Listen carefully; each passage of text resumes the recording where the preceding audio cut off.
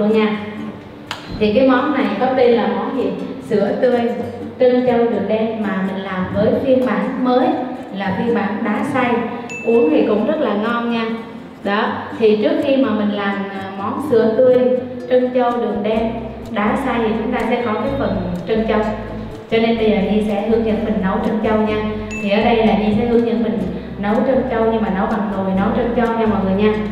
Đó, bây giờ nước sôi mình mở nắp ra. Mình sẽ cho cái trân châu vào để mình nấu. Khi mình cho trân châu vào nồi rồi thì mình sẽ khuấy đều nha. Đó, mình khuấy đều cho trân châu nó không bị bám nồi và nó không bị dính nhau, nó rời ra.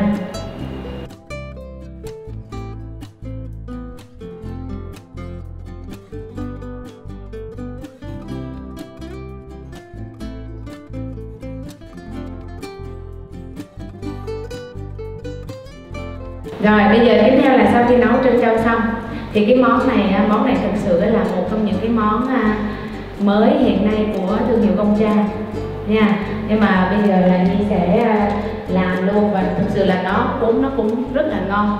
Tại vì sữa tươi trân châu đường nông thì nó đã ngon rồi, nhưng mà mình làm xong một cái phiên bản đá xay á, thì có đá mà ăn nó đỡ ngán hơn. Nhưng mà cái món này để cho đặc biệt á, thì chúng ta sẽ có thêm một cái phần gọi là macchiato nha, macchiato. Cho nên bây giờ Nhi sẽ hướng dẫn mấy chị học viên mình làm macchiato. Để mà làm macchiato thì chúng ta sẽ có các nguyên liệu sau. Đầu tiên thì mình sẽ có là sữa tươi không đường này mấy anh chị, kem béo thực vật rich nha, topping base, bột béo, bột raspberry, muối vani và muối ăn. Thì đây là các thành phần nguyên liệu mà mình cần cho cái món macchiato của mình được ngon. Bây giờ sẽ đi vào phần làm. Phần làm thì đầu tiên chúng ta sẽ có một cái máy đánh kem, đánh trứng. Thì chúng ta có 300ml sữa tươi nha. 300ml sữa tươi mình cho vào cối luôn. Rồi tiếp theo nữa là Nhi sẽ lấy sang cái phần kem béo. Ở đây kem béo là mình sẽ lấy 200. Kem béo rich lùng lấy 200. Rồi tiếp theo nữa là chúng ta có cái phần mà kem topping base, là kem này gọi là kem whip, tức là kem dùng để đánh. Thì mình sẽ sử dụng 80ml. Rồi gần này là 80ml.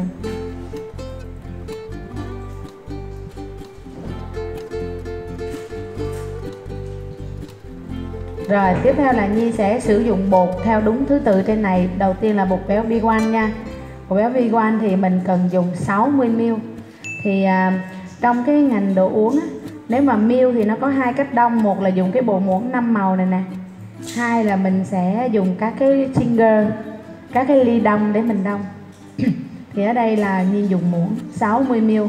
Muỗng lớn nhất là 15. 60 mình sẽ dùng 4 muỗng nha.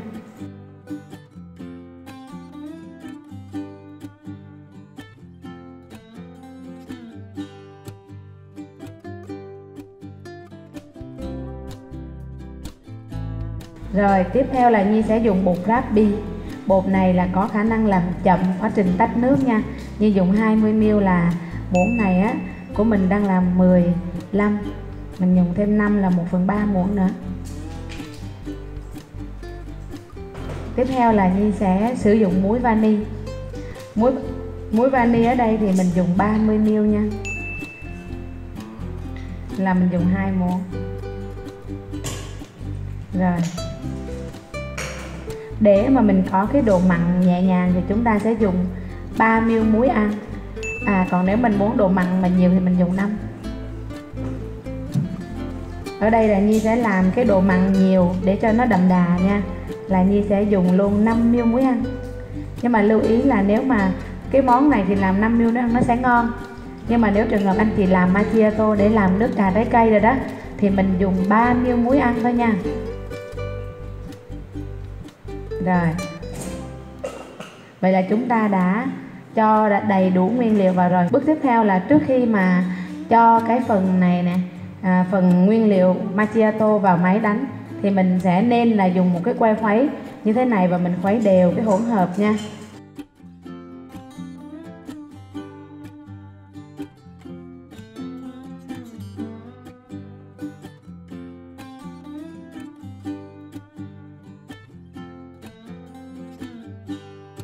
Sau đó là mình sẽ cho vào máy đánh nha. Cho vào máy thì nếu mà dùng đúng cái máy như Nhi đang dùng nè, cái máy này thì nó có cái tên là máy Everbet, thì mình sẽ đánh ở cấp độ số 3. Nó có 6 nút nha, nó có 6 cấp độ từ 1 đến 6. Mình sẽ đánh ở cấp độ số 3 2 phút. Sau đó là mình sẽ đánh tiếp cấp độ số 5 từ 3 cho tới 4 phút là mình sẽ có được một cái phần macchiato sền sệt, sánh mịn và ngon. Còn nếu trường hợp anh chị dùng các cái máy đánh trứng cầm tay ở nhà thì mình sẽ đánh tăng cái thời gian lên nha. Rồi bây giờ Nhi sẽ bắt đầu đánh. Rồi Nhi đã đánh xong được cái phần macchiato rất ngon rồi. Nó có được cái độ sánh mịn như thế này là đạt yêu cầu nha. Nhi sẽ đưa cái độ sánh cho mọi người xem.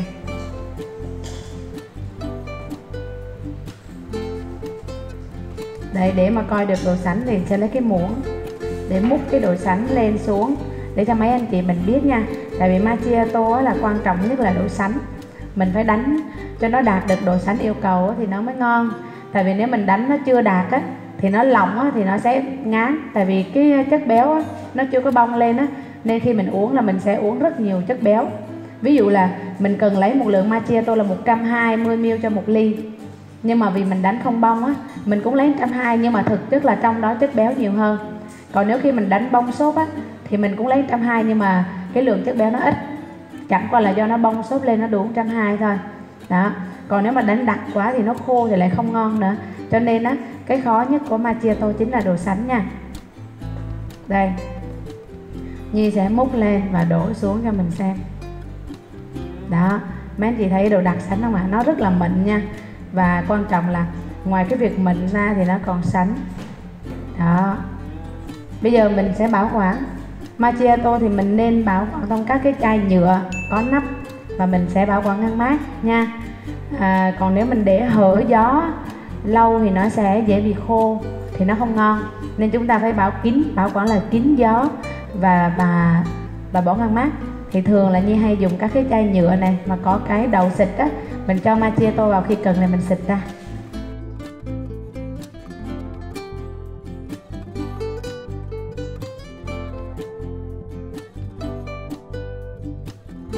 Bây giờ ở đây là Nhi đã có một chai, và cái chai này mình để trong ngăn mát. Thì thường á, macchiato nếu mà mình để cho đến khi nó chua, nó hư á, thì cũng tầm 3 cho tới 4 ngày nó mới chua, nó hư. Nhưng mà mặc dù nó chưa hư nhưng nó sẽ bị khô. Cho nên á, thường macchiato là mình sẽ làm dùng trong ngày. Nếu mà dư thì mình để hôm sau mình dùng. Nhưng mà khi để hôm sau thì nó sẽ hơi bị đặc. Cho nên là chúng ta với một chai macchiato đầy như thế này, chai này là mấy trăm ml đây, 500-600ml, thì mình sẽ cho 20ml sữa tươi không đường và mình khuấy chung á, để mình trung hòa cái việc đặc cho nó vừa vừa lại, nó cho nó lỏng lỏng ra, cho nó đạt cái độ sánh như mà mình làm lúc đầu là mình có thể dùng được. Tuy nhiên lời khuyên của Nhi là macchiato mình làm mất chỉ có 5 phút thôi. Cho nên là để mà đạt được cái gọi là chất lượng ngon nhất của macchiato thì chúng ta nên làm và bán trong ngày, chứ không nên làm nhiều mà để ngăn mát bán nhiều ngày. Rồi, vậy là mình đã xong phần macchiato nha. Bây giờ Nhi sẽ chuyển sang cái phần là sữa tươi trân châu đường đen đá xay.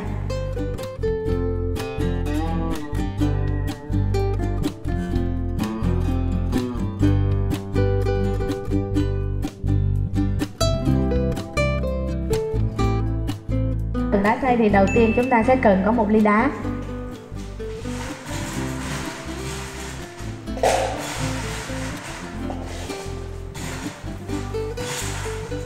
Đây mình sẽ cần có 1 ly đá gạt bằng, ly 500ml nha.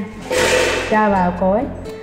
Ở đây là Nhi sẽ sử dụng, tiếp theo là nói là sữa tươi trân châu đường đen đá xay, nhưng mà thay vì dùng sữa tươi nó không ngon bằng, Nhi dùng kem béo nha. Kem béo cho nó có độ béo. Ở đây là 40ml. Cho vào đá luôn.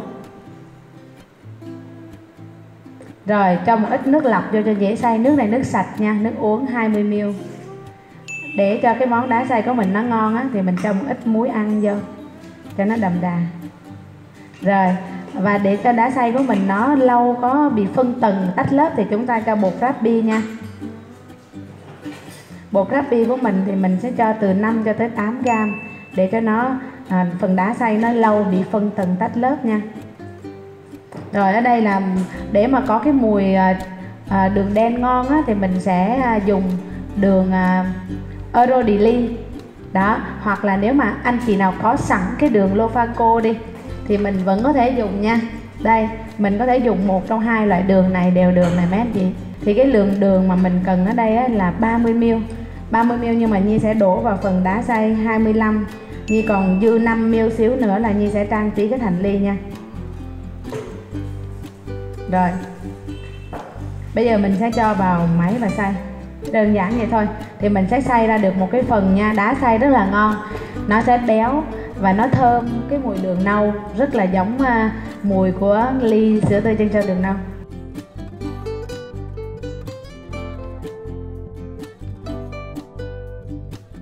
Sau khi mà mình xay xong được cái phần đá xay của mình là mịn nha, rồi mịn rồi đều rồi, thì chúng ta sẽ chuẩn bị đề co cái ly sữa tươi trân châu đường nâu đá xay.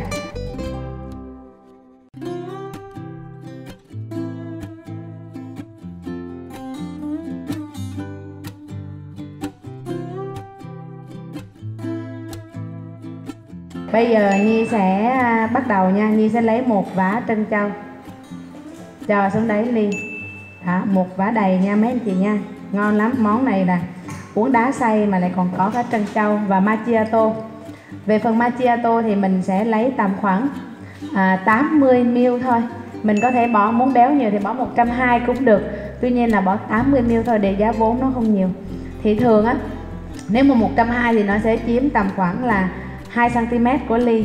Ở đây mình cũng làm 2cm của ly, nhưng mà do nó là ở phần dưới nhỏ nên nó sẽ ra khoảng 80 nha.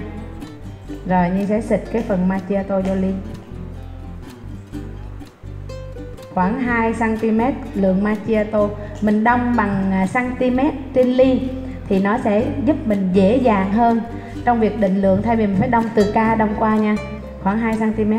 Còn bình thường nếu mà 120 thì ngay cái nấc này nè lên đây thì nó cũng gần 2cm, khoảng gần 2cm ha, thì nó sẽ là 120ml. Ở dưới này mình cũng làm 2cm, nhưng vì là sao, cái ly ở dưới nó nhỏ nên nó khoảng 80 là được rồi ha. Mình lấy nhiều quá thì nó giá vốn cao. Rồi bây giờ cái phần mà đường còn lúc nãy Nhi có 30ml, Nhi cho vào máy xay 25, còn 5ml thì Nhi sẽ đi quanh thành ly để tạo một cái lớp decor thiệt là đẹp cho cái phần ly của mình.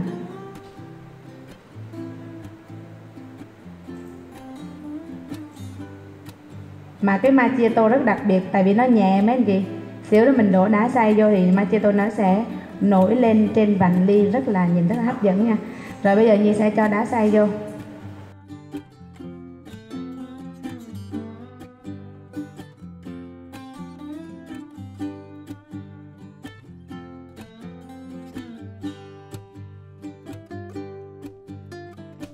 Rồi Nhi đã cho cái phần đá xay vô. Vậy là mình đã có được một cái ly gọi là sữa tươi trân châu đường đen đá xay. Nếu mà mình muốn cho nó hấp dẫn hơn á, thì mình có thể cho một vài hạt trân châu thôi, không cần cho nhiều.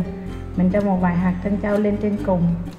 Đó, trân châu thì ướp đường nâu mà nên là nó chảy cái nước đường nâu ra, nhìn rất là hấp dẫn.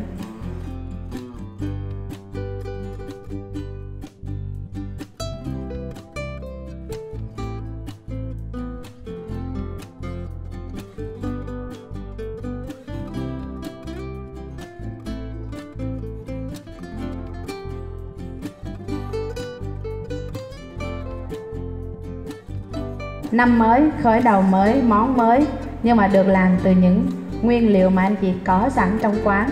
Nó sẽ giúp cho mình là tối ưu cái nguyên liệu trong quán, không cần phải mua thêm nhiều nguyên liệu mới, nhưng mình lại có một món mới và uống rất ngon nha. Nó thơm, nó rất thơm cái mùi đường nâu, nhưng mà uống thì theo kiểu đá xay, và nó có cái phần trân châu ngon để ăn. Món này á, uống ngon nhất là anh chị giúp Nhi là khuấy đều lên để cho macchiato, đá xay và trân châu nó hòa quyện vào nhau, và mình dùng ống hút mình hút, hoặc là dùng muỗng múc ăn nha. Đó, nếu mà để tan thêm một chút nữa thì mình có thể hút được, còn nếu mà mình đang đặt thì mình múc ăn. Đó, như anh chị thấy này, cái chỗ này là phần macchiato nó nhẹ quá đó, nên là nó nổi lên trên rất là hay. xíu nữa là macchiato nó sẽ nổi dần lên quanh cái vành ly một cái lớp bọt nhẹ ha. Vậy thì cái phần giá cốt cho món sữa tươi trân châu đường nâu đá xay của mình nè, là tổng giá vốn của cái ly này cả bao gồm ly nha, muỗng, ống hút đem về luôn là 11.000. Đó, 11.000 nha. Còn nếu như anh chị nào mà muốn bớt cái giá vốn thì đơn giản là mình không bỏ macchiato thì uống vẫn ngon. Không bỏ macchiato thì mình bớt được 2.700 là cho 3.000 đi. 11.000 bớt 3.000 là còn 8.000. Còn làm nguyên một ly đầy đủ như Nhi đang làm ở đây là bao gồm ly nè, rồi có ống hút nè, có muỗng, có túi ni lông cho khách đem về luôn là 11.000. Chúng ta đã vừa học xong món sữa tươi trân châu đường đen đá xay. Bây giờ Nhi sẽ chúc cho mấy anh chị mình là thực hiện được món này thành công.